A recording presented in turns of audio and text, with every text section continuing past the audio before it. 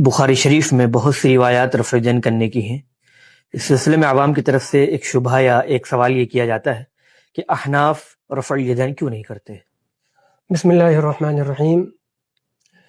اس کا سب سے پہلے ہم الزامی جواب دیں گے، یعنی جس کو کہتے ہیں کہ ہم ان سے خود سوال کریں گے، اس پر ان کے سوال پر سوال ہوگا ہمارا کہ کیا بخاری شریف میں کوئی روایت موجود ہو تو اس پر عمل کرنا ضروری ہوگا؟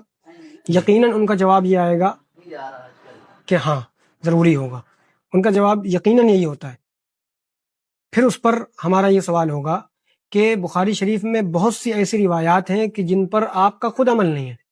اچھا، مثال کے طور پر امام بخاری رحمۃ اللہ علیہ 3 طلاق کے ایک مجلس میں اکٹھا دیے جانے کے واقع ہونے کے سلسلے میں روایت لائیں، یعنی 3 طلاق۔ امام بخاری کا بھی مسلک یہی ہے؟ امام بخاری کا مسلک بھی یہی ہے۔ باب من اجاز الطلاق الثلاث، امام بخاری کا خود موقف اور دعویٰ یہی ہے کہ ایک مجلس میں اکٹھا دی گئی 3 طلاقیں واقع ہو جاتی ہیں، اس کے متعلق اور اس کی تائید میں پھر وہ روایات لائیں۔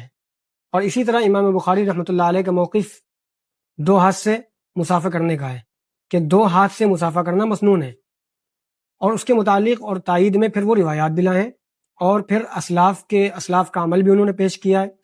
تو اب ہم یہی سوال کریں گے ان لوگوں سے جو ہم سے یہ سوال کرتے ہیں کہ بخاری شریف میں رفع یدین کی روایات موجود ہیں تو آپ ان پر عمل کیوں نہیں کرتے؟ اب ہمارا سوال یہ ہوگا ان سے کہ بخاری شریف میں یہ روایات بھی موجود ہیں، آپ ان پر عمل کیوں نہیں کرتے؟ ٹھیک، جزاکم اللہ خیر۔